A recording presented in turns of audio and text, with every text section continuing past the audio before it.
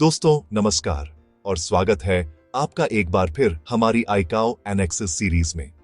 अगर आप सीरीज को पहली बार देख रहे हैं तो वेलकम और प्लेलिस्ट जरूर चेक करें, जहां हम एनेक्स 1 से लेकर अब तक का सफर कर चुके हैं।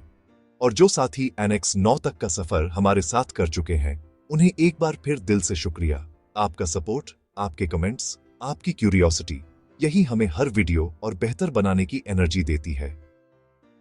आज का टॉपिक है आईकाओ एनेक्स 10 एरोनॉटिकल टेलीकम्युनिकेशंस। दोस्तों, यह नाम सुनकर लग सकता है कि यह कोई टेक्निकल ड्राई सब्जेक्ट होगा, कुछ फ्रीक्वेंसीज, कुछ रेडियो प्रोटोकॉल्स, कुछ इंजीनियरिंग। लेकिन मैं आपको आज एक ऐसे एंगल से यह सब्जेक्ट दिखाने वाला हूं जो शायद आपने सोचा नहीं होगा। क्योंकि टेलीकम्युनिकेशंस यानी कम्युनिकेशन और एविएशन में कम्युनिकेशन सिर्फ एक टेक्निकल रिक्वायरमेंट नहीं है, यह लिटरली जीवन और मृत्यु का फर्क है। सोचिए एक मोमेंट के लिए, एक पायलट रात के अंधेरे में बादलों के बीच हजारों फीट की ऊंचाई पर फ्लाई कर रहा है। बाहर कुछ नहीं दिखता। वो कंप्लीटली डिपेंडेंट है 3 चीजों पर, उसके इंस्ट्रूमेंट्स पर, नेविगेशन एड्स पर और उस रेडियो लिंक पर जो उसे एयर ट्रैफिक कंट्रोल से कनेक्ट रखती है। अगर वो रेडियो लिंक टूट जाए, अगर नेविगेशन एड्स फेल हो जाएं, अगर कम्युनिकेशन अनक्लियर हो, तो कॉन्सिक्वेंसेस कैटास्ट्रोफिक हो सकते हैं। और आज हम एग्जैक्टली यही समझेंगे, वो पूरा फ्रेमवर्क जो इस कम्युनिकेशन को, इस नेविगेशन को ग्लोबली स्टैंडर्डाइज करता है। आज के वीडियो में हम कवर करेंगे आईकाओ एनेक्स 10 के सभी 5 वॉल्यूम्स को। वॉल्यूम 1 है radio navigation aids, VOR, ILS, DME, NDB जैसे सिस्टम्स। वॉल्यूम 2 है communication procedures, VHF radio, HF radio, SELCAL और ATC कम्युनिकेशन। वॉल्यूम 3 है कम्युनिकेशन सिस्टम्स, यानी वो एक्चुअल हार्डवेयर और प्रोटोकॉल्स। वॉल्यूम 4 है सर्वेलेंस रेडार और collision avoidance, radar, transponders, ADS-B, TCAS। और वॉल्यूम 5 है एरोनॉटिकल रेडियो फ्रीक्वेंसी स्पेक्ट्रम। और इन सब के बीच में हम एक ऐसी रियल स्टोरी शेयर करेंगे जो कम्युनिकेशन और एविएशन सेफ्टी के कनेक्शन को हमेशा के लिए आपके दिमाग में बिठा देगी। टेलीकम्युनिकेशंस का मतलब एविएशन के कॉन्टेक्स्ट में। दोस्तों, शुरू करते हैं बिल्कुल बेसिक्स से। टेलीकम्युनिकेशंस का मतलब आप जानते हैं, दूर से संचार। लेकिन एविएशन में एरोनॉटिकल टेलीकम्युनिकेशंस एक बहुत ब्रॉडर कंसेप्ट है। यह सिर्फ पायलट और ATC के बीच की वॉइस कम्युनिकेशन नहीं है। यह हर वो सिस्टम है जो एविएशन में इंफॉर्मेशन को एक पॉइंट से दूसरे पॉइंट तक ट्रांसफर करता है, चाहे वो वॉइस हो, डेटा हो या सिग्नल्स हो। इसमें शामिल है VHF और HF रेडियो कम्युनिकेशन जो पायलट्स और ATC के बीच होती है, नेविगेशन एड्स जैसे VOR, ILS, NDB, DME जो पायलट्स को यह बताते हैं कि वो कहां हैं और कहां जाना है, रेडार सर्वेलेंस सिस्टम्स जो ATC को यह दिखाते हैं कि एयर स्पेस में कौन कौन से एयरक्राफ्ट हैं और वो कहां हैं, डेटा लिंक सिस्टम्स जैसे ACARS और CPDLC जो टेक्स्ट बेस्ड कम्युनिकेशन इनेबल करते हैं, और फ्रीक्वेंसी स्पेक्ट्रम मैनेजमेंट जो इंश्योर करता है कि इतने सारे सिस्टम्स एक दूसरे को इंटरफियर न करें। यह सब मिलकर वो इंफ्रास्ट्रक्चर बनाते हैं जिसके बिना मॉडर्न एविएशन पॉसिबल नहीं है। और आईकाओ एनेक्स 10 यही पूरा फ्रेमवर्क इंटरनेशनली स्टैंडर्डाइज करता है, ताकि एक इंडियन पायलट जो दुबई में फ्लाई कर रहा है या एक जर्मन पायलट जो मुंबई आ रहा है, वो एग्जैक्ट सेम सिस्टम्स यूज करे, एग्जैक्ट सेम फ्रीक्वेंसीज पर कम्युनिकेट करे, एग्जैक्ट सेम प्रोसीजर्स फॉलो करे। यह ग्लोबल स्टैंडर्डाइजेशन एविएशन की सबसे बड़ी स्ट्रेंथ्स में से एक है। एनेक्स 10 क्यों जरूरी था? एक हिस्टोरिकल पर्सपेक्टिव। 1944 में जब शिकागो कन्वेंशन हुआ, तब कम्युनिकेशन टेक्नोलॉजी बहुत प्रिमिटिव थी। रेडियो था, लेकिन हर कंट्री अपनी अलग फ्रीक्वेंसीज यूज करती थी, अपने अलग प्रोटोकॉल्स थे, अपनी अलग इक्विपमेंट स्टैंडर्ड्स थीं। एक अमेरिकन एयरक्राफ्ट जो ब्रिटेन में लैंड करना चाहे, उसे कंप्लीटली डिफरेंट रेडियो सिस्टम पर स्विच करना पड़ता था। नेविगेशन एड्स, वो तो अलग अलग कंट्रीज में अलग अलग टेक्नोलॉजीज थीं। कोई कंट्री एक सिस्टम यूज कर रही थी, कोई दूसरी। इस कैओस को इमेजिन करिए आज के कॉन्टेक्स्ट में। अगर आज भी हर कंट्री के अपने अलग रेडियो फ्रीक्वेंसीज होती, अपने अलग नेविगेशन स्टैंडर्ड्स होते, तो इंटरनेशनल एविएशन लिटरली इम्पॉसिबल होती। एक फ्लाइट जो दिल्ली से लंदन जाती है वो 7-8 डिफरेंट कंट्रीज के एयर स्पेस से गुजरती है।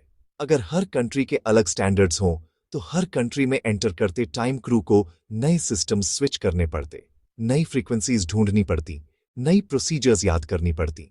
एक्सीडेंट्स इनेविटेबल होते। इसीलिए आईकाओ ने एनएक्स 10 को प्रायोरिटी दिया। 1949 में एनएक्स 10 का पहला एडिशन अडॉप्ट हुआ और यह एविएशन हिस्ट्री के सबसे इंपॉर्टेंट डॉक्यूमेंट्स में से एक बन गया। इसने ग्लोबली स्टैंडर्डाइज किया कि एविएशन कम्युनिकेशन और नेविगेशन कैसे होगी और उसी फाउंडेशन पर आज का entire global aviation communication infrastructure खड़ा है। एनएक्स 10 के 5 वॉल्यूम्स, एक ओवरव्यू। एनएक्स 10 को 5 अलग अलग वॉल्यूम्स में ऑर्गेनाइज किया गया है और यह ऑर्गेनाइजेशन लॉजिक बेस्ड है। हर वॉल्यूम एक स्पेसिफिक डोमेन को कवर करता है। Volume 1, radio navigation aids. ये सबसे थिक और टेक्निकली डिटेल्ड वॉल्यूम है।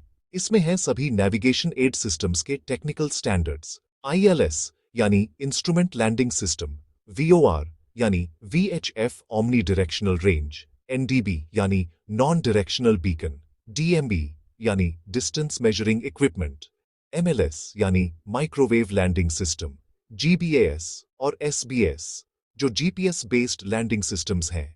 इन सबके एग्जैक्ट टेक्निकल स्पेसिफिकेशंस इस वॉल्यूम में हैं। Signal frequencies, transmission power, accuracy requirements, monitoring requirements, सब कुछ प्रिसाइसली डिफाइंड है।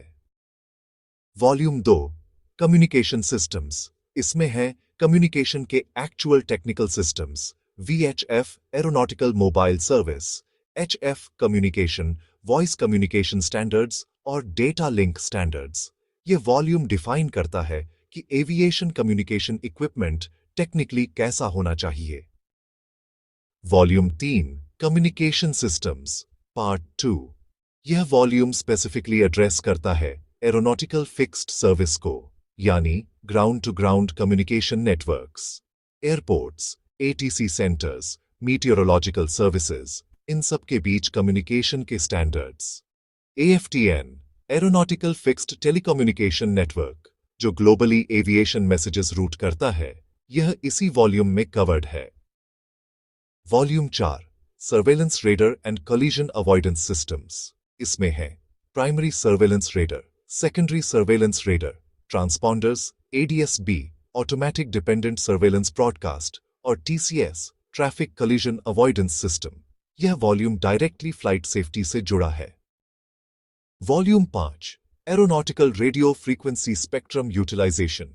यह रिलेटिवली शॉर्ट वॉल्यूम है जो डिफाइन करता है कि एविएशन के लिए कौन कौन सी फ्रीक्वेंसीज ग्लोबली एलोकेटेड हैं और कैसे यूज होंगी। फ्रीक्वेंसी बैंड्स, एक बेसिक अंडरस्टैंडिंग।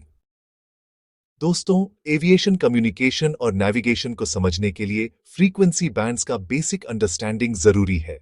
रेडियो वेव्स एक इलेक्ट्रोमैग्नेटिक स्पेक्ट्रम पर एग्जिस्ट करती हैं और अलग अलग फ्रीक्वेंसी रेंजेस के अलग अलग प्रॉपर्टीज होती हैं जो उन्हें डिफरेंट पर्पसेस के लिए सूटेबल बनाती है। VHF यानी वेरी हाई फ्रीक्वेंसी, यह बैंड है 128 से 165 मेगाहर्ट्ज के बीच। VHF की सबसे इंपॉर्टेंट प्रॉपर्टी यह है कि यह क्रिस्टल क्लियर लो नॉइज कम्युनिकेशन प्रोवाइड करता है, लेकिन यह लाइन ऑफ साइट है, यानी ट्रांसमीटर और रिसीवर के बीच डायरेक्ट विजुअल लाइन होनी चाहिए, कोई ऑब्स्ट्रक्शन नहीं। इसीलिए VHF एविएशन में short to medium range communication के लिए यूज होता है, ग्राउंड स्टेशंस और नियरबाई एयरक्राफ्ट के बीच। HF यानी हाई फ्रीक्वेंसी, यह बैंड है 3 से 30 मेगाहर्ट्ज के बीच। HF की स्पेशल प्रॉपर्टी है कि यह आयोनोस्फीयर से बाउंस होती है, जिसे स्किप प्रोपगेशन कहते हैं, और इसीलिए यह थाउजेंड्स ऑफ किलोमीटर्स तक ट्रैवल कर सकती है। इसीलिए HF यूज होता है ओशियानिक कम्युनिकेशन के लिए, जब एयरक्राफ्ट पैसिफिक ओशन या अटलांटिक ओशन के ऊपर हो, जहां ग्राउंड VHF स्टेशंस का कवरेज नहीं होता। UHF यानी अल्ट्रा हाई फ्रीक्वेंसी, 300 से 3000 मेगाहर्ट्ज, यह यूज होता है नेविगेशन एड्स के कुछ कंपोनेंट्स में, मिलिट्री कम्युनिकेशन में और सैटेलाइट लिंक्स में, और फिर है L band, C band, X band, जो रेडर सिस्टम्स में यूज होते हैं। यह फ्रीक्वेंसी फ्रेमवर्क आईकाओ एनएक्स 10 में प्रिसाइसली डिफाइंड है। कौन सी फ्रीक्वेंसी किस पर्पस के लिए है ग्लोबली। यह इंटरनेशनल अग्रीमेंट है और इसीलिए जब आप दुबई में हो या डेनवर में, एक पायलट एग्जैक्टली सेम फ्रीक्वेंसीज पर एटीसी से बात कर सकता है। नेविगेशन एड्स वो जमीनी रोशनियां जो पायलट्स को रास्ता दिखाती है। दोस्तों, एक बहुत पुरानी कहावत है, सेलर्स रात में स्टार्स देखकर नेविगेट करते थे। एविएशन में भी early pilots visual references use करते थे, जमीन देखकर, रोड्स देखकर, रिवर्स फॉलो करके। लेकिन जैसे जैसे एविएशन ग्रो हुई, नाइट फ्लाइंग आई, क्लाउड्स में फ्लाइंग आई, ये पॉसिबल नहीं रहा। तो सोल्यूशन क्या था? जमीन पर ऐसी इंफ्रास्ट्रक्चर बिल्ड करो जो एयरक्राफ्ट को रेडियो सिग्नल्स के थ्रू बताए तुम कहां हो, कहां जाना है और लैंड कैसे करना है। यही है नेविगेशन एड्स।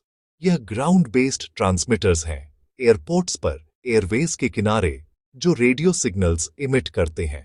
एयरक्राफ्ट में रिसीवर्स होते हैं जो इन सिग्नल्स को रिसीव करते हैं, प्रोसेस करते हैं और कॉकपिट डिस्प्लेस पर पायलट्स को इंफॉर्मेशन देते हैं। आज हम 4 मेन नेविगेशन एड्स समझेंगे, एनडीबी, वीओआर, डीएमई और आईएलएस, और फिर बात करेंगे मॉडर्न जीपीएस बेस्ड सिस्टम्स की। एनडीबी नॉन डायरेक्शनल बीकन, सबसे सिंपल, सबसे पुराना। एनडीबी यानी नॉन डायरेक्शनल बीकन, यह सबसे सिंपल और सबसे पुरानी रेडियो नेविगेशन एड है। यह बेसिकली एक एएम रेडियो ट्रांसमीटर है जो एक स्पेसिफिक फ्रीक्वेंसी पर, जनरली 200 से 1500 किलोहर्ट्ज के बीच, एक कंटिन्यूअस सिग्नल ब्रॉडकास्ट करता है। और जैसा नाम है, नॉन डायरेक्शनल, यह सिग्नल सभी डायरेक्शंस में इक्वली ब्रॉडकास्ट होता है। एयरक्राफ्ट में एनडीबी का रिसीवर होता है जिसे एडीएफ, ऑटोमेटिक डायरेक्शन फाइंडर्स कहते हैं। एडीएफ एक नीडल डिस्प्ले होती है जो हमेशा एनडीबी बीकन की डायरेक्शन में पॉइंट करती है। तो पायलट एडीएफ नीडल को देखकर यह जान सकता है कि एनडीबी किस डायरेक्शन में है और उसी डायरेक्शन में फ्लाई करके वो बीकन पर पहुंच सकता है।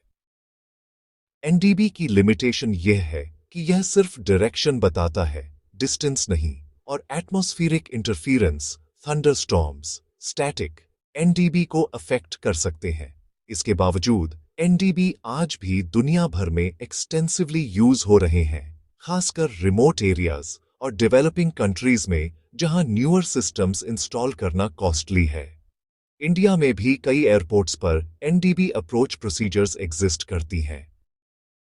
VOR, VHF omni directional range, aviation navigation का बैकबोन। वीओआर यानी वीएचएफ ओमनी डायरेक्शनल रेंज, यह मॉडर्न एविएशन नेविगेशन का बैकबोन है। यह एनडीबी से बहुत ज्यादा सोफिस्टिकेटेड है। वीओआर एक वीएचएफ फ्रीक्वेंसी पर 108 से 117.95 मेगाहर्ट्ज सिग्नल्स ट्रांसमिट करता है, जो न सिर्फ डायरेक्शन बताते हैं बल्कि मैग्नेटिक बेरिंग भी एग्जैक्टली डिफाइन करते हैं। वीओआर का जीनियस यह है कि यह 2 सिग्नल्स सिमल्टेनियसली ट्रांसमिट करता है, एक रेफरेंस सिग्नल जो सभी डायरेक्शंस में सेम फेज पर होता है और एक वेरिएबल सिग्नल जिसकी फेज डायरेक्शन के साथ चेंज होती है। एयरक्राफ्ट का वीओआर रिसीवर इन दोनों सिग्नल्स के बीच का फेज डिफरेंस मेजर करता है और उससे एग्जैक्टली यह कैलकुलेट करता है कि एयरक्राफ्ट वीओआर स्टेशन के रिलेटिव किस रेडियल पर है। एक रेडियल बेसिकली एक इमेजिनरी लाइन है जो वीओआर से किसी स्पेसिफिक मैग्नेटिक बेरिंग पर निकलती है। कॉकपिट में वीओआर इंफॉर्मेशन एक इंस्ट्रूमेंट पर डिस्प्ले होती है जिसे सीडीआई, कोर्स डिविएशन इंडिकेटर, या एचएसआई, हॉरिजॉन्टल सिचुएशन इंडिकेटर कहते हैं। पायलट एक स्पेसिफिक वीओआर रेडियल को सिलेक्ट करता है और इंस्ट्रूमेंट बताता है कि एयरक्राफ्ट उस रेडियल पर है या नहीं और कितना डिविएशन है। एयरवेज यानी वो डिफाइंड रूट्स जिन पर एयरक्राफ्ट फ्लाई करते हैं, प्राइमरीली वीओआर स्टेशंस को कनेक्ट करके डिफाइन किए जाते हैं। इंडिया में एएआई ने एक्सटेंसिवली वीओआर नेटवर्क डेवलप किया है। दिल्ली, मुंबई, चेन्नई, बैंगलोर, हैदराबाद, कोलकाता, सभी मेजर सिटीज के पास वीओआर स्टेशंस हैं और एयरवेज पर फ्लाई करने वाले एयरक्राफ्ट इन्हीं वीओआर्स को रेफरेंस करके नेविगेट करते हैं। डीवीओआर यानी डॉपलर वीओआर, एक इम्प्रूव्ड वर्जन है जो डॉपलर इफेक्ट यूज करके ज्यादा एक्यूरेट रीडिंग्स प्रोवाइड करता है। यह आज स्टैंडर्ड है। DME, distance measuring equipment, distance का जवाब। वीओआर डायरेक्शन बताता है, लेकिन डिस्टेंस, उसके लिए है DME, distance measuring equipment. DME एक इंट्रोगेशन सिस्टम है। एयरक्राफ्ट का डीएमई इक्विपमेंट ग्राउंड स्टेशन को एक पल्स सेंड करता है। ग्राउंड स्टेशन रिस्पॉन्ड करता है और एयरक्राफ्ट इक्विपमेंट उस राउंड ट्रिप टाइम को मेजर करके एग्जैक्ट डिस्टेंस कैलकुलेट करता है।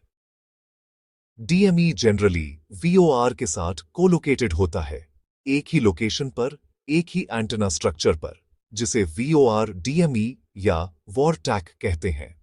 जब वीओआर और डीएमई दोनों अवेलेबल हों, तो पायलट के पास बोथ बेयरिंग और डिस्टेंस होती है, जो एक प्रिसाइज पोजीशन फिक्स प्रोवाइड करती है। यह बहुत पावरफुल कॉम्बिनेशन है। डीएमई की रेंज जनरली 300 नॉटिकल माइल्स तक होती है। एक्यूरेसी बहुत हाई होती है, जनरली आधे नॉटिकल माइल से कम एरर। और DME real time information provide करता है, कंटिन्यूअसली अपडेट होती है। इसीलिए डीएमई आज भी ILS approaches, en route navigation और होल्डिंग पैटर्न्स में एक्सटेंसिवली यूज होता है।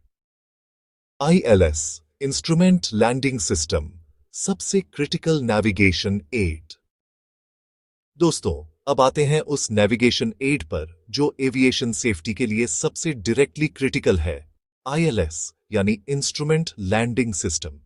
यह वो सिस्टम है जो पायलट्स को जीरो विजिबिलिटी में, कंप्लीट क्लाउड्स में, हेवी फॉग में, पोरिंग रेन में सेफली लैंड करने इनेबल करता है। आईएलएस दो कंपोनेंट से मिलकर बनता है।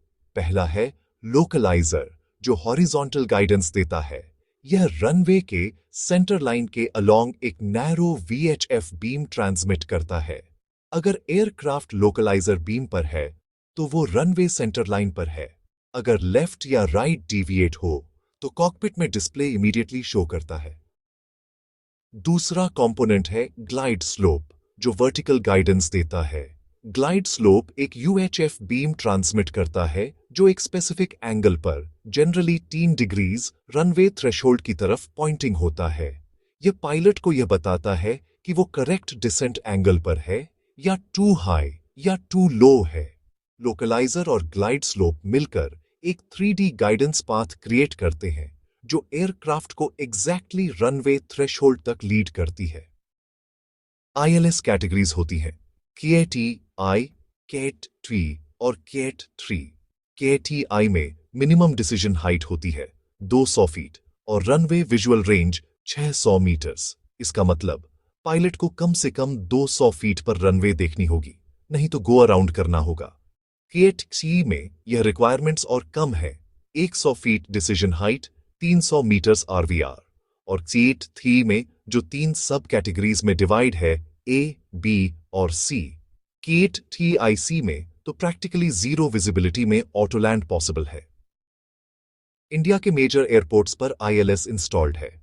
दिल्ली आईजीआई में कैट-ई-साई आईएलएस है, जो डेंस फॉग के दिनों में ऑपरेशंस कंटिन्यू करने इनेबल करता है। मुंबई, चेन्नई, बेंगलुरु, कोलकाता, हैदराबाद, इन सब पर भी आईएलएस है। आईकाओ एनएक्स 10 आईएलएस के एग्जैक्ट टेक्निकल स्पेसिफिकेशंस डिफाइन करता है, signal quality, accuracy, integrity requirements, ताकि दुनिया भर में आईएलएस कंसिस्टेंट और रिलायबल हो। जीबीएस और SPS, GPS based landing systems, future is here. दोस्तों, आईएलएस एक बहुत मैच्योर और रिलायबल टेक्नोलॉजी है, लेकिन इसके लिमिटेशंस भी हैं। हर रनवे एंड पर फिजिकल ट्रांसमीटर इंस्टॉल करना पड़ता है, यह एक्सपेंसिव है। एक एयरपोर्ट पर मल्टीपल रनवेज हों तो मल्टीपल आईएलएस सिस्टम्स चाहिए, और आईएलएस एक specific fixed glide path provide करता है, कर्व्ड अप्रोचेस या नॉइज अबेटमेंट प्रोसीजर्स के लिए फ्लेक्सिबल नहीं है। इन लिमिटेशंस को एड्रेस करने के लिए जीपीएस बेस्ड सिस्टम्स आए हैं। जीबीएस यानी ग्राउंड बेस्ड ऑगमेंटेशन सिस्टम, यह जीपीएस को लोकली ऑगमेंट करता है। एयरपोर्ट पर एक ग्राउंड स्टेशन जीपीएस सिग्नल्स को मॉनिटर करता है और करेक्शंस ब्रॉडकास्ट करता है, जिससे एयरक्राफ्ट को एक्सट्रीमली प्रिसाइज पोजीशन इंफॉर्मेशन मिलती है। GBs essentially GPS based ILS की तरह काम करता है, लेकिन बहुत ज्यादा फ्लेक्सिबल है। एसबीएस यानी सैटेलाइट बेस्ड ऑगमेंटेशन सिस्टम, यह रीजनल स्केल पर जीपीएस एक्यूरेसी इंप्रूव करता है। जीपीएस सिग्नल्स को ग्राउंड स्टेशंस मॉनिटर करते हैं, करेक्शंस कैलकुलेट होती हैं और जियो स्टेशनरी सैटेलाइट्स के थ्रू ब्रॉडकास्ट होती हैं। इससे एक लार्ज एरिया में GPS precision landing approaches possible होती है। इंडिया का अपना एसबीएएस है, गागन यानी GPS aided geo augmented navigation, जो आईएसआरओ और एएआई ने जॉइंटली डेवलप किया है। यह साउथ एशियन रीजन को कवर करता है और इंडिया में एविएशन नेविगेशन को सिग्निफिकेंटली इंप्रूव कर रहा है। पहले कम्युनिकेशन का फ्रेमवर्क समझते हैं। दोस्तों, एक एयरक्राफ्ट उड़ान भर रहा है। पायलट जानता है वो कहां है, नेविगेशन एड्स की वजह से। लेकिन अकेले नेविगेट करना काफी नहीं है, उसे एटीसी से कम्युनिकेट करना है, क्लियरेंसेस लेनी है, वेदर अपडेट्स लेने हैं, ट्रैफिक इंफॉर्मेशन रिसीव करनी है, इमरजेंसीज में हेल्प मांगनी है। ये सब होता है एविएशन कम्युनिकेशन के थ्रू, और एनएक्स 10 वॉल्यूम 2 यही स्टैंडर्डाइज करता है। वीएचएफ कम्युनिकेशन एविएशन का प्राइमरी कम्युनिकेशन मीडियम है। 128 से 165.95 मेगाहर्ट्ज बैंड में हर फ्रीक्वेंसी 3 किलोहर्ट्ज अपार्ट हजारों चैनल्स अवेलेबल हैं। हर एटीसी सेक्टर, हर एयरपोर्ट एक स्पेसिफिक वीएचएफ फ्रीक्वेंसी ऑपरेट करता है। पायलट एक फ्रीक्वेंसी से दूसरे पर स्विच करता है जैसे जैसे वो डिफरेंट एटीसी सेक्टर्स से गुजरता है। और एनएक्स 10 एग्जैक्टली यही स्टैंडर्डाइज करता है। Frequency assignments, communication procedures, phraseology standards. ICAO phraseology, ये एक बहुत इंपॉर्टेंट कॉन्सेप्ट है। जब पायलट और एटीसी कम्युनिकेट करते हैं, वो नॉर्मल कॉन्वर्सेशनल इंग्लिश नहीं यूज करते, वो एक स्टैंडर्डाइज्ड लैंग्वेज यूज करते हैं। स्पेसिफिक वर्ड्स, स्पेसिफिक फ्रेजेस जो ग्लोबली आइडेंटिकल हैं। रॉजर, विल्को, अफर्म, नेगेटिव, से अगेन, स्टैंड बाय, मेडे, ये सब आईसीएओ डॉक 4444 का हिस्सा हैं। Procedures for air navigation services, air traffic management और एनेक्स 10 की कम्युनिकेशन स्टैंडर्ड्स इसी फ्रेमवर्क को सपोर्ट करती हैं। ये स्टैंडर्डाइजेशन क्यों क्रिटिकल है? इसलिए कि एविएशन में एम्बिग्युइटी डेडली होती है। अगर एटीसी ने कुछ कहा जो पायलट ने डिफरेंटली इंटरप्रेट किया, या पायलट ने कुछ कहा जो एटीसी ने मिसअंडरस्टैंड किया, तो एयरक्राफ्ट रॉन्ग एल्टीट्यूड पर फ्लाई कर सकता है, रॉन्ग रनवे पर लैंड करने की कोशिश कर सकता है, या दूसरे एयरक्राफ्ट से कलीजन कोर्स पर जा सकता है। कम्युनिकेशन फेलियर्स ने एविएशन के कुछ वर्स्ट एक्सीडेंट्स को कॉज किया है। Air India flight 182 Kanishka, communication के एंगल से। दोस्तों, अब मैं आपको एक ऐसी कहानी सुनाता हूं जो न सिर्फ एविएशन हिस्ट्री की सबसे ट्रैजिक घटनाओं में से एक है, बल्कि एविएशन कम्युनिकेशन सिस्टम्स पर उसका जो इम्पैक्ट पड़ा वो आज भी हमारे बीच है। तारीख थी 23 जून 1985। एयर इंडिया का फ्लाइट 182, जिसे कनिष्का के नाम से जाना जाता है, एक बोइंग 747 एयरक्राफ्ट था। फ्लाइट मॉन्ट्रियल से दिल्ली जा रही थी, लंदन हीथ्रो पर एक स्टॉपओवर के साथ। एयरक्राफ्ट का नाम था एम्परर कनिष्का। एयर इंडिया अपने एयरक्राफ्ट को हिस्टोरिकल इंडियन रूलर्स के नाम देती थी। उस फ्लाइट में थे 329 लोग, 307 पैसेंजर्स और 22 क्रू मेंबर्स। ज्यादातर पैसेंजर्स इंडियन कैनेडियन थे, जो इंडिया अपने परिवारों से मिलने जा रहे थे। गर्मियों की छुट्टियां थीं, बच्चे थे, बुजुर्ग थे, फैमिलीज थीं। अटलांटिक ओशन के ऊपर आयरलैंड के कोस्ट से करीब 190 किलोमीटर दूर गैंडर, न्यूफाउंडलैंड एटीसी से बात करते हुए फ्लाइट शैनन एटीसी को हैंडओवर होने वाली थी। यह एक रूटीन कम्युनिकेशन हैंडओवर था, एक एटीसी सेक्टर से दूसरे में।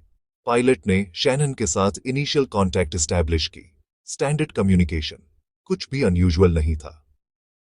और फिर साइलेंस। शैनन एटीसी ने कनिष्का को फ्रीक्वेंसी पर कॉल किया, कोई रिस्पॉन्स नहीं। गैंडर एटीसी को चेक करने को कहा, वहां भी लास्ट कांटेक्ट नॉर्मल था। अटलांटिक में एयरक्राफ्ट के नीचे एक कार्गो शिप था, लॉरेंटियन फॉरेस्ट। उन्होंने एक बड़े एयरक्राफ्ट के रेकेज को ओशन में गिरते देखा। यह था कनिष्का।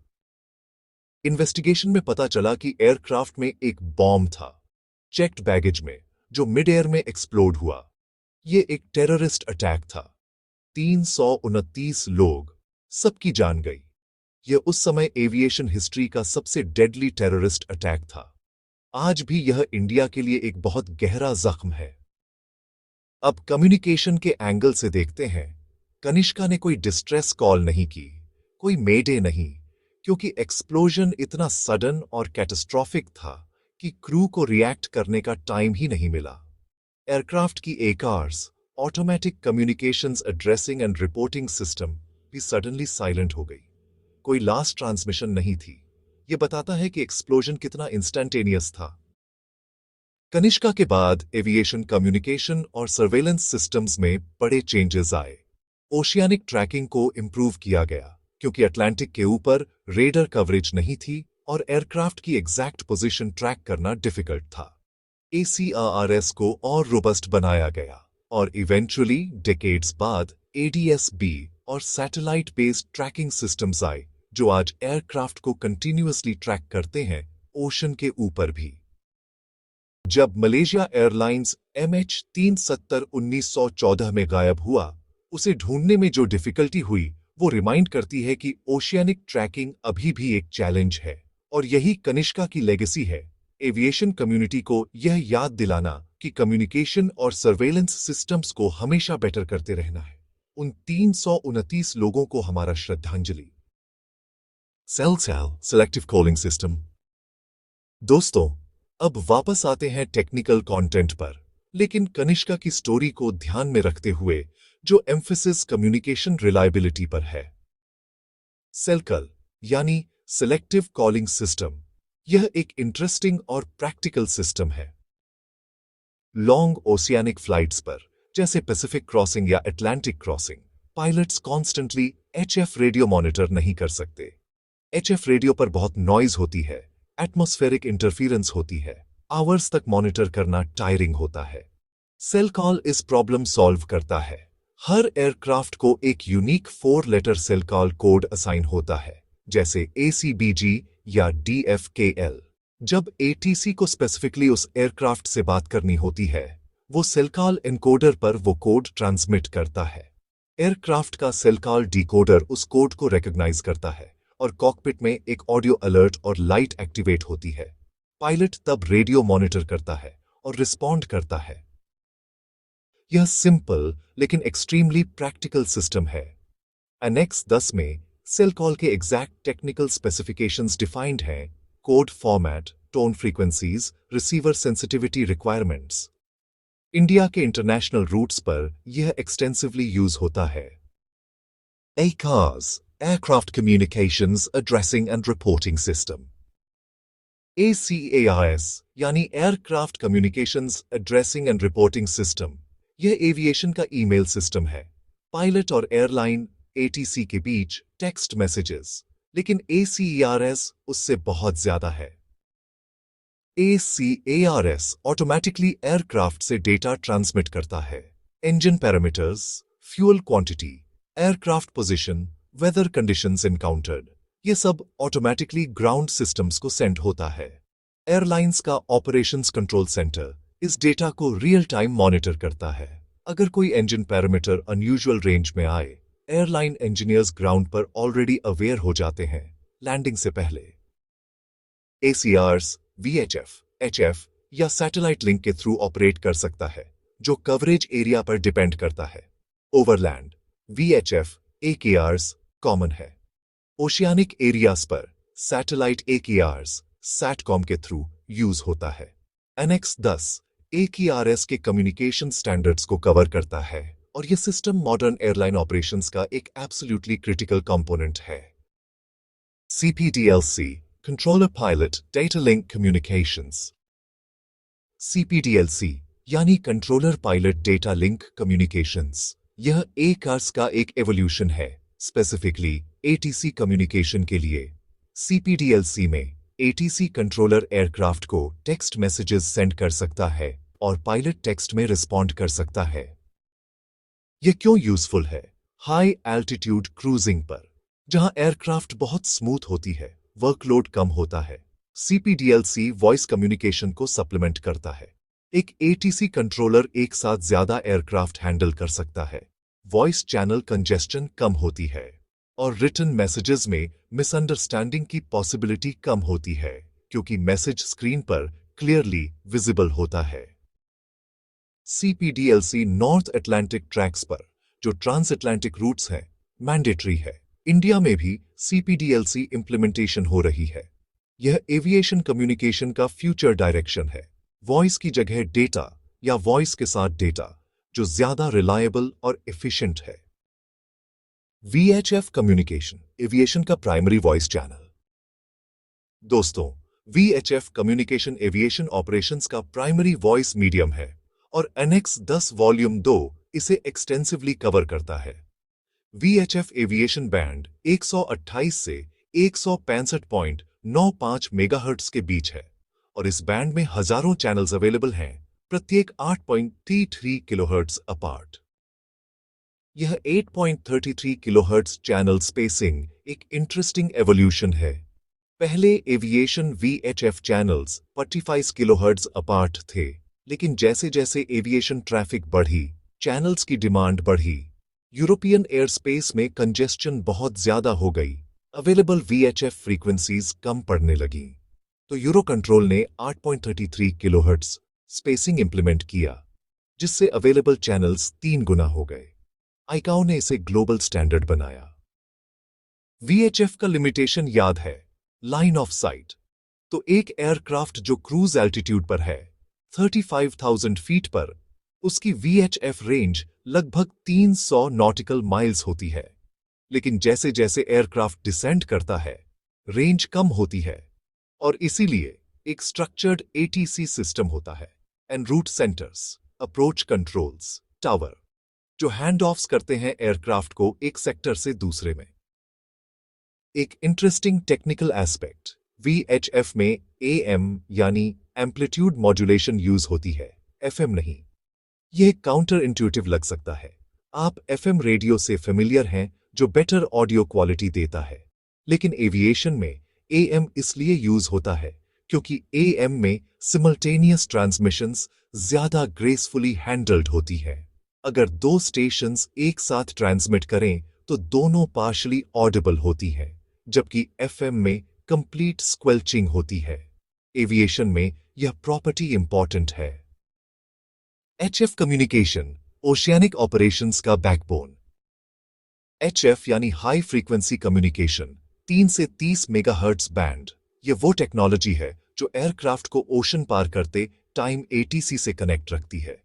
VHF कवरेज वहां नहीं होती जहां कोई लैंड नहीं है, पैसिफिक के बीच, अटलांटिक के बीच, इंडियन ओशन के ऊपर। HF वहां काम करता है। HF प्रोपेगेशन का मैकेनिज्म फैसिनेटिंग है। HF वेव्स आयोनोस्फीयर से, एटमॉस्फेयर की अपर लेयर से जो इलेक्ट्रिकली चार्ज्ड होती है, रिफ्लेक्ट होती है। ये रिफ्लेक्शन एक स्किप इफेक्ट क्रिएट करती है। सिग्नल हजारों किलोमीटर्स दूर जंप कर सकता है, लेकिन यह प्रिडिक्टेबल नहीं है। आयोनोस्फेरिक कंडीशंस वेरी करती हैं टाइम ऑफ डे के साथ, सीजन के साथ, सोलर एक्टिविटी के साथ। इसीलिए स्पेसिफिक ओशियनिक एरिया के लिए स्पेसिफिक HF फ्रीक्वेंसीज असाइंड होती हैं और ऑल्टरनेट फ्रीक्वेंसीज अवेलेबल होती हैं। HF कम्युनिकेशन क्वालिटी VHF से बहुत इंफीरियर है। नॉइज ज्यादा होती है, फेडिंग होता है, क्वालिटी इनकंसिस्टेंट होती है। इसीलिए SLCAL इंपॉर्टेंट है। Pilot constantly poor quality HF monitor नहीं कर सकता और इसीलिए satellite communication SATCOM increasingly HF को रिप्लेस कर रही है ओशियानिक ऑपरेशंस में। एनेक्स 10 में HF फ्रीक्वेंसीज और ऑपरेशनल प्रोसीजर्स प्रिसाइसली डिफाइंड हैं। अलग अलग ओशियानिक रीजन्स के लिए north Atlantic, north Pacific, Indian ocean, south Pacific specific HF frequency assignments हैं जो आईकाओ रीजनली कोऑर्डिनेट्स करता है। AFTN aeronautical fixed telecommunication network. Annex 10 volume 3 का मेन सब्जेक्ट है AFTN aeronautical fixed telecommunication network. यह एक बहुत इंपॉर्टेंट लेकिन ऑफ्टन ओवरलुक्ड इंफ्रास्ट्रक्चर है जो एविएशन को ग्लोबली कनेक्टेड रखती है। AFTN बेसिकली एविएशन का डेडिकेटेड मैसेज नेटवर्क है, इंटरनेट से पहले का, लेकिन एविएशन के लिए स्पेसिफिकली डिजाइन्ड। इसके through globally aviation messages route होते हैं।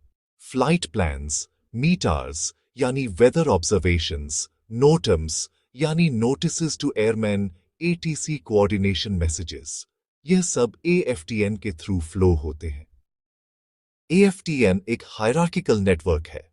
Local nodes, regional nodes, global nodes.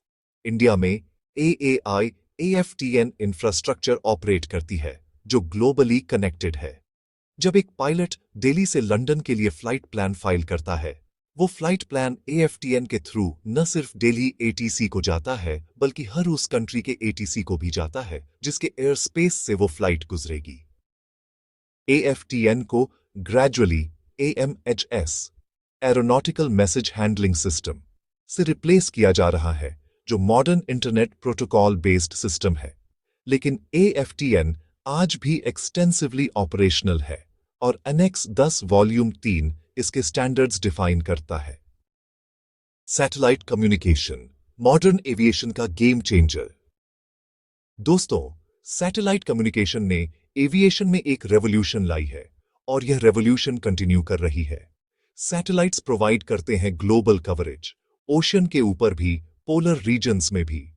Communication quality voice grade होती है, HF जैसी नॉइज नहीं, डेटा रेट्स हाई होती हैं, स्ट्रीमिंग पॉसिबल है। इनमरसैट एक international satellite operator, aviation satcom का पायोनियर है। इनमरसैट्स स्विफ्ट ब्रॉडबैंड और इट्स सक्सेसर्स प्रोवाइड करते हैं high bandwidth satellite connectivity. Iridium एक low earth orbit satellite constellation provide करती है ग्लोबल वॉइस और डेटा कवरेज। और न्यूअर कॉन्स्टलेशंस जैसे SpaceX, स्टारलिंक एविएशन कनेक्टिविटी को फर्दर रेवोल्यूशनाइज कर रही है। सैटकॉम एविएशन में कई यूजेस हैं। Oceanic communication, primary use, passenger wifi. Airlines satcom के थ्रू पैसेंजर्स को इंटरनेट प्रोवाइड करती है। Real time aircraft health monitoring, engine data, avionics data continuously ground पर ट्रांसमिट होता है। ADS-C automatic dependent surveillance contract जो ओशियानिक ट्रैकिंग के लिए यूज होता है। Annex 10 increasingly satellite communication systems को एड्रेस कर रहा है। स्टैंडर्ड्स इवॉल्व हो रहे हैं जैसे जैसे टेक्नोलॉजी इवॉल्व हो रही है। यह फ्यूचर ऑफ एविएशन कम्युनिकेशन है। सर्वेलेंस ATC की आइज। दोस्तों, ATC को एयरक्राफ्ट को कम्युनिकेट करने के साथ साथ एयरक्राफ्ट को देखना भी है, ट्रैक करना है कि वो कहां है, कितनी स्पीड पर है, किस एल्टीट्यूड पर है। यही है सर्वेलेंस। और एनेक्स 10 वॉल्यूम 4 में सर्वेलेंस सिस्टम्स के स्टैंडर्ड्स डिफाइन हैं। सर्वेलेंस का इंपॉर्टेंस इमेजिन करिए। दिल्ली के TMC टर्मिनल कंट्रोल सेंटर पर एक कंट्रोलर बैठा है। उसके सेक्टर में एक साथ 50-60 एयरक्राफ्ट फ्लाई कर रहे हैं। हर एयरक्राफ्ट अलग एल्टीट्यूड पर, अलग स्पीड पर, अलग डायरेक्शन में। कंट्रोलर को इन सबको सिमल्टेनियसली ट्रैक करना है, सेपरेशन मेंटेन करना है, क्लियरेंसेस इश्यू करनी है। बिना एक रिलायबल सर्वेलेंस सिस्टम के यह इम्पॉसिबल है। प्राइमरी सर्वेलेंस रेडार PSR सबसे पुरानी और बेसिक सर्वेलेंस टेक्नोलॉजी है PSR, प्राइमरी सर्वेलेंस रेडार। ये एग्जैक्टली वैसे काम करता है जैसा आपने मूवीज में देखा होगा। एक एंटेना रोटेट करता है, माइक्रोवेव पल्सेस इमिट करता है और जो भी एयरक्राफ्ट उन पल्सेस से हिट होता है, एक रिटर्न सिग्नल रिफ्लेक्ट होता है जो रेडार डिस्प्ले पर एक ब्लिप शो करता है। PSR का फायदा, यह पैसिव है एयरक्राफ्ट की तरफ से। एयरक्राफ्ट को कुछ नहीं करना, वो बस फ्लाई करता है और रेडर उसे डिटेक्ट करता है। नुकसान, PSR सिर्फ पोजीशन और अप्रॉक्सीमेट रेंज बताता है, एल्टीट्यूड नहीं, एयरक्राफ्ट आइडेंटिटी नहीं, स्पीड नहीं, अप्रॉक्सीमेट कैलकुलेट होती है सक्सेसिव पोजीशन से। PSR की रेंज जनरली 100 नॉटिकल माइल्स तक होती है। High power PSR systems larger range cover करते हैं। इंडिया में AAI ने PSR नेटवर्क एक्सटेंसिवली डिप्लॉय किया है, मेजर एयरपोर्ट्स पर और एन रूट रेडर स्टेशंस पर। Secondary Surveillance Radar (SSR) Transponders. SSR यानी Secondary Surveillance Radar, यह PSR से बहुत ज्यादा सोफिस्टिकेटेड है। SSR एक टू वे सिस्टम है। ग्राउंड रेडार एक इंटरोगेशन सिग्नल ट्रांसमिट करता है। एयरक्राफ्ट में एक ट्रांसपॉन्डर होता है जो इस इंटरोगेशन को रिसीव करता है और ऑटोमेटिकली एक रिप्लाई ट्रांसमिट करता है जिसमें एयरक्राफ्ट की आइडेंटिटी और एल्टीट्यूड इनकोडेड होती है। ट्रांसपॉन्डर एयरक्राफ्ट का वॉइस है रेडार से बात करने का। हर एयरक्राफ्ट को एक 4 डिजिट ऑक्टल कोड असाइन होता है जिसे स्क्वॉक कोड कहते हैं।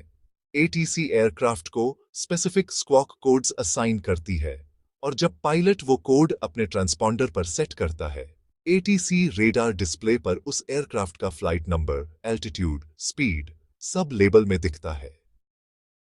कुछ स्पेशल स्क्वॉक कोड्स होते हैं जो यूनिवर्सली रिकॉग्नाइज्ड हैं।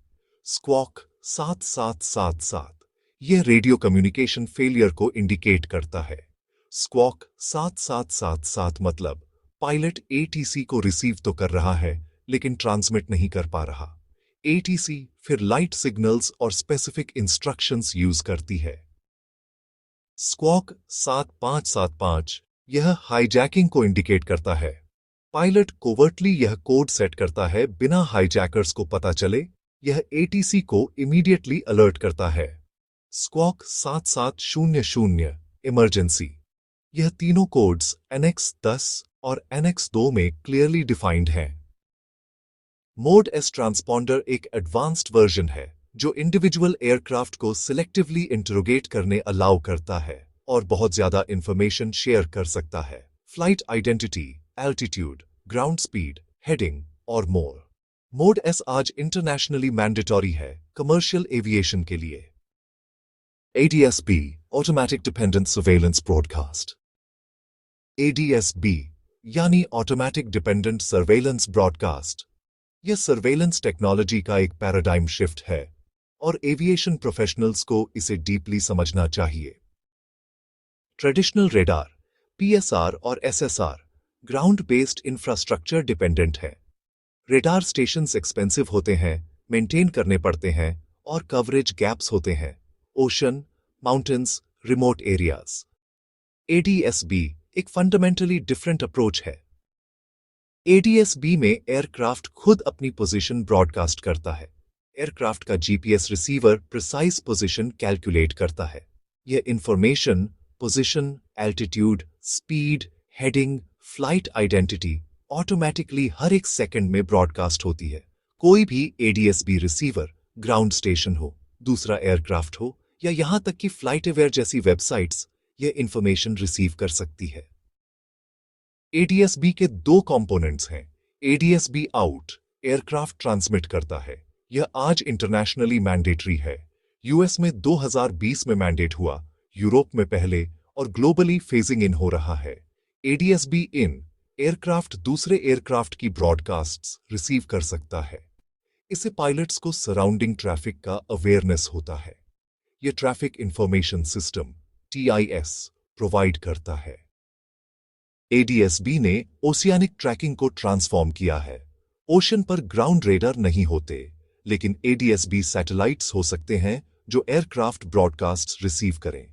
एरियन, एक जॉइंट वेंचर बिटवीन इरिडियम और एनाव कनाडा, ने सैटेलाइट बेस्ड ADS-B इंप्लीमेंट किया है जो ग्लोबली एयरक्राफ्ट ट्रैक करता है, ओशन पर भी। यह पोस्ट MH370 दुनिया में एक मैसिव सेफ्टी इंप्रूवमेंट है। TCAS traffic collision avoidance system. TCAS यानी ट्रैफिक कोलिजन अवॉइडेंस सिस्टम, यह एविएशन सेफ्टी का एक लास्ट रिजॉर्ट सेफ्टी नेट है और यह डायरेक्टली एयरक्राफ्ट में होता है, ग्राउंड सिस्टम से इंडिपेंडेंट। TCAS दूसरे एयरक्राफ्ट के मोड एस ट्रांसपॉन्डर्स को इंटेरोगेट करता है और उनकी पोजीशंस ट्रैक करता है। अगर TCAS डिटेक्ट करे कि दो एयरक्राफ्ट कोलिजन कोर्स पर हैं, तो वो दोनों एयरक्राफ्ट को कोऑर्डिनेटेड इंस्ट्रक्शंस देता है। एक एयरक्राफ्ट को क्लाइम का इंस्ट्रक्शन यह है रेजोल्यूशन एडवाइजरी या RA और दूसरे एयरक्राफ्ट को डिसेंट का। TCAS की एक एब्सोल्युटली क्रिटिकल रूल है, जब TCAS रेजोल्यूशन एडवाइजरी आए तो पायलट को एटीसी इंस्ट्रक्शन को ओवरराइड करके टीसीएएस आरए फॉलो करना मैंडेटरी है, क्योंकि टीसीएएस रियल टाइम कैलकुलेशंस करता है और एटीसी के पास वो प्रिसाइज रियल टाइम पिक्चर नहीं होती। यह रूल एस्टैब्लिश्ड हुआ यूबरलिंगन मिड एयर कोलिजन के बाद 2002 में, जहां एक पायलट ने कन्फ्लिक्टिंग एटीसी इंस्ट्रक्शन फॉलो की, टीकास आरए नहीं, और कोलिजन हुई।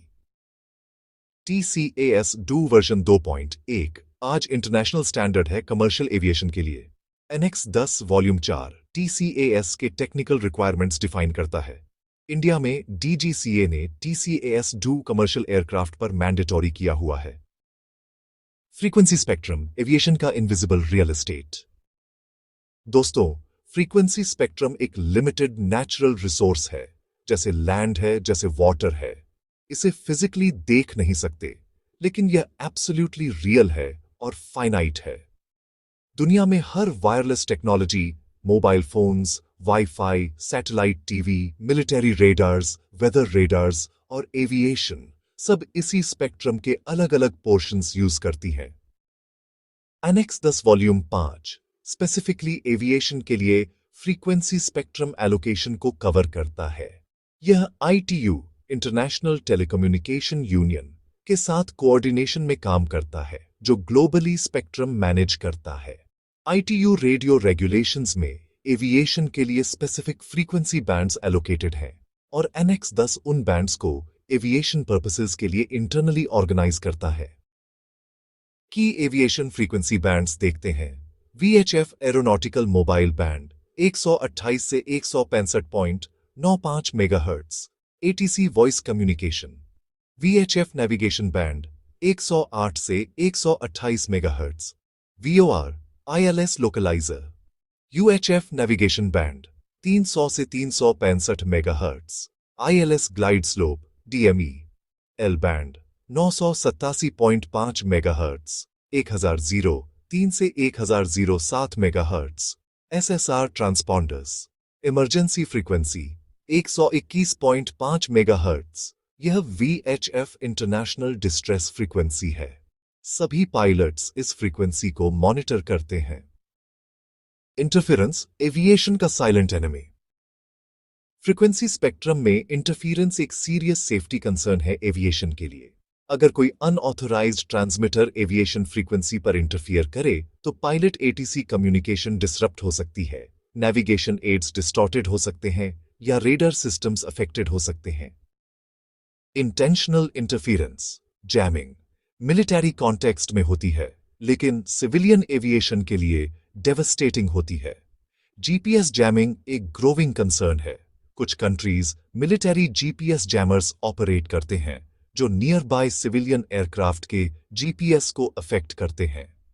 बाल्टिक सी रीजन, मिडिल ईस्ट, इन एरियाज में GPS इंटरफेरेंस इंसिडेंट्स रिपोर्टेड हुए हैं।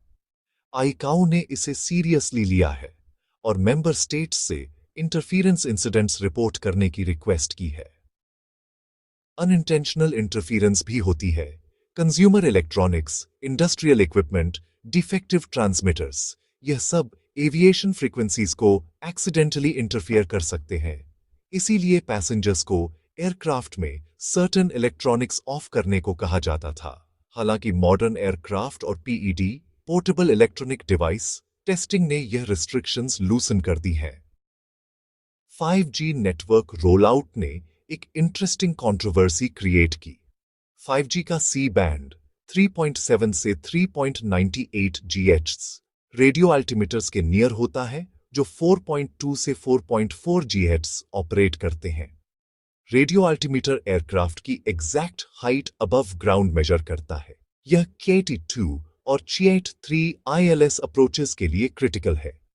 US में 5G रोलआउट के टाइम FAA ने कंसर्न्स रेज किए कि C बैंड 5G रेडियो अल्टीमीटर्स को इंटरफियर कर सकती है और एयरलाइंस ने कुछ एयरपोर्ट्स पर Cat-3 ऑपरेशंस टेम्पोररीली रिस्ट्रिक्ट किए।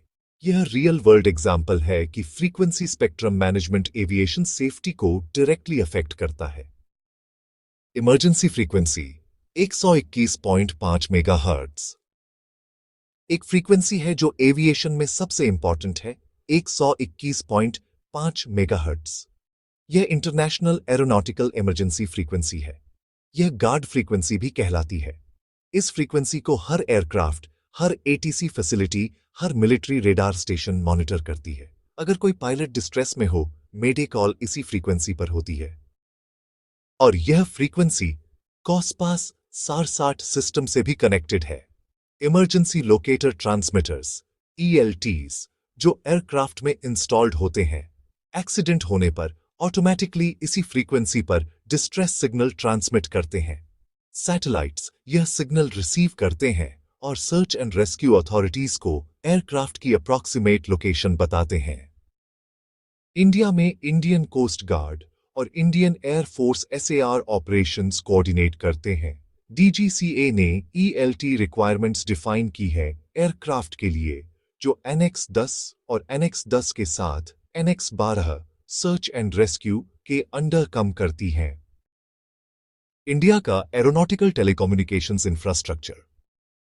दोस्तों, अब स्पेसिफिकली इंडिया की बात करते हैं, क्योंकि आप भारतीय व्यूअर्स हैं और यह कॉन्टेक्स्ट आपके लिए सबसे रेलेवेंट है। इंडिया में aviation telecommunications infrastructure primarily 3 organisations manage करती हैं। AAI यानी airports authority of India, DGCA और 2018 के बाद से कुछ प्राइवेट एयरपोर्ट ऑपरेटर्स भी। which AI का communication, navigation and surveillance CNS directorate specifically aviation communication और नेविगेशन इंफ्रास्ट्रक्चर को मैनेज करता है। यह डायरेक्टरेट VOR स्टेशंस इंस्टॉल और मेंटेन करती है, ILS सिस्टम्स मैनेज करती है, ATC कम्युनिकेशन सिस्टम्स ऑपरेट करती है, AFTN AMHS नेटवर्क रन करती है और रेडार सिस्टम्स मेंटेन करती है। यह एक मैसिव टेक्निकल ऑपरेशन है जो 24/7 365 डेज चलती है। गागन इंडिया का अपना SBS, एक प्राइड की बात। दोस्तों, यहां एक ऐसी अचीवमेंट की बात करते हैं जिसे हर इंडियन एविएशन प्रोफेशनल को जानना और प्राउडली मेंशन करना चाहिए। गागन यानी GPS aided GEO augmented navigation. GAGAN India का सैटेलाइट बेस्ड ऑगमेंटेशन सिस्टम है जिसे ISRO और AAI ने जॉइंटली डेवलप किया। यह GPS सिग्नल्स को ऑगमेंट करता है, एक्यूरेसी और इंटेग्रिटी को इंप्रूव करता है ताकि प्रिसिजन अप्रोचेस पॉसिबल हों। गागन को 2013 में ऑपरेशनल डिक्लेयर किया गया और इसके साथ इंडिया दुनिया का चौथा देश बन गया जिसके पास अपना SBS है। US के पास WAAS है, यूरोप के पास EGNOS है, जापान के पास MSAS है और अब इंडिया के पास गागन। गागन कितना प्रैक्टिकली यूजफुल है? गागन बेस्ड अप्रोचेस इंडिया के कई एयरपोर्ट्स पर अवेलेबल हैं, स्पेशली उन एयरपोर्ट्स पर जहां ट्रेडिशनल ILS इंस्टॉल करना फिजिकली या फाइनेंशियली डिफिकल्ट था। टियर 2 और tier 3 city airports UDAN scheme के अंडर डेवलप हुए। इन पर गागन बेस्ड अप्रोचेस पायलट्स को रिलायबल नेविगेशन प्रोवाइड करती हैं। यह डायरेक्टली एविएशन सेफ्टी और कनेक्टिविटी को इंप्रूव करता है। इंडिया का ATC modernisation a work in progress.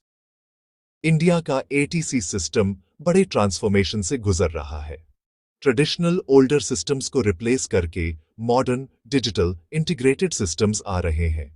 AAI ने CATCS civil air traffic control system implement किया है जो मल्टीपल रेडार इनपुट्स को इंटीग्रेट करता है, फ्लाइट डेटा प्रोसेसिंग करता है और कंट्रोलर्स को एक इंटीग्रेटेड पिक्चर प्रोवाइड करता है।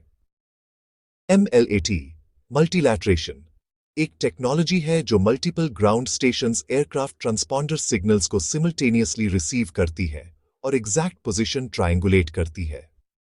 ये उन एरियाज में इफेक्टिव है जहां ट्रेडिशनल रेडार कवरेज लिमिटेड है। इंडिया के कुछ एयरपोर्ट्स पर MLAT इंप्लीमेंटेड है। इंडिया में ATC ऑटोमेशन प्रोग्रेसिवली इंक्रीजिंग है।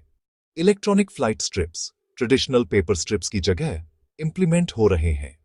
Controller pilot data link communication CPDLC roll out हो रही है और लॉन्ग टर्म प्लान है free route air space implement करने का, जहां एयरलाइंस फिक्स्ड एयरवेज की बजाय directly point to point roots fly कर सकेंगी। जो फ्यूल एफिशिएंसी और फ्लाइट टाइम इंप्रूव करेगा। एविएशन प्रोफेशनल के प्रैक्टिकल टेकअवेज एनएक्स 10 से। दोस्तों, अब एकदम कॉन्क्रीट और प्रैक्टिकल एक एविएशन प्रोफेशनल के लिए एनएक्स 10 के की टेकअवेज क्या हैं? पायलट्स के लिए सबसे इंपॉर्टेंट है आईसीएओ फ्रेजोलॉजी का thorough knowledge. Read back procedures. जब एटीसी क्लियरेंस दे, पायलट एग्जैक्टली वही रीड बैक करे, यह क्रिटिकल है। रॉन्ग रीड बैक और मिस्ड रीड बैक एक्सीडेंट्स का कॉज बन सकता है। सेल कॉल प्रोसीजर्स जानना ओशियानिक ऑपरेशंस के लिए इसेंशियल है। Transponder squawk codes, emergency codes खासकर मेमोरी में होने चाहिए। TCAS-RA का अनकंडीशनल कंप्लायंस यह नॉन नेगोशिएबल है। और radio communication failure procedures, squawk 7777 और फेज डिसेंट या एल्टीट्यूड इंस्ट्रक्शंस जो एटीसी लाइट सिग्नल्स के थ्रू देती है, यह सब नो होनी चाहिए। ATCO एयर ट्रैफिक कंट्रोलर्स के लिए एनएक्स 10 डायरेक्टली आपका ऑपरेटिंग स्टैंडर्ड है। रेडार सिस्टम्स की कैपेबिलिटीज और लिमिटेशंस समझना क्रिटिकल है। PSR versus SSR versus ADS-B की कैरेक्टरिस्टिक्स, कवरेज गैप्स और ऑल्टरनेटिव प्रोसीजर्स जब प्राइमरी सिस्टम फेल हो। AFTN AMHS procedures, ATC communication frequencies और कोऑर्डिनेशन प्रोसीजर्स, यह सब एनएक्स 10 बेस्ड है। सेपरेशन स्टैंडर्ड्स जो प्राइमरीली एनएक्स 11 में है, डायरेक्टली सर्वेलेंस डेटा क्वालिटी पर डिपेंड करते हैं। ग्राउंड इंजीनियर्स और CNS टेक्नीशियंस के लिए एनएक्स 10 आपका प्राइमरी टेक्निकल रेफरेंस है। VOR calibration requirements, ILS critical area protection, DME interrogation rates, यह SAB एनएक्स DS वॉल्यूम 1 में प्रिसाइसली स्पेसिफाइड है। फ्लाइट इंस्पेक्शन, रेगुलर फ्लाइट्स जो नेविगेशन एड्स की एक्यूरेसी वेरीफाई करती हैं, यह एनएक्स 10 रिक्वायरमेंट्स से ड्रिवन होती है। और इंटरफेरेंस मिटिगेशन प्रोसीजर्स जो इंक्रीजिंगली इंपॉर्टेंट हो रहे हैं GPS जैमिंग कंसर्न्स के साथ। एविएशन मैनेजर्स और रेगुलेटर्स के लिए CNS इंफ्रास्ट्रक्चर इन्वेस्टमेंट डिसीजंस को एनएक्स 10 स्टैंडर्ड्स के फ्रेम में इवैल्यूएट करना चाहिए। गागन लाइक इनिशिएटिव्स को सपोर्ट करना, ADS-B मैंडेट्स इंप्लीमेंट करना, CPDLC रोल आउट प्लान करना, यह स्ट्रेटेजिक डिसीजंस एनएक्स 10 के एवोल्यूशन डायरेक्शन से गाइडेड होने चाहिए। VHF की लिमिट्स और नेक्स्ट जनरेशन की नीड। दोस्तों, एनएक्स 10 के फ्रेमवर्क को समझने के बाद एक इंपॉर्टेंट क्वेश्चन आता है, ये फ्रेमवर्क कितना फ्यूचर प्रूफ है? Current systems, VHF communication, ground based navigation aids, ये 1950 के दशक में डेवलप हुए। एविएशन ने तब से ड्रामेटिकली चेंज की है, लेकिन कोर कम्युनिकेशन और नेविगेशन इंफ्रास्ट्रक्चर लार्जली सेम रही है।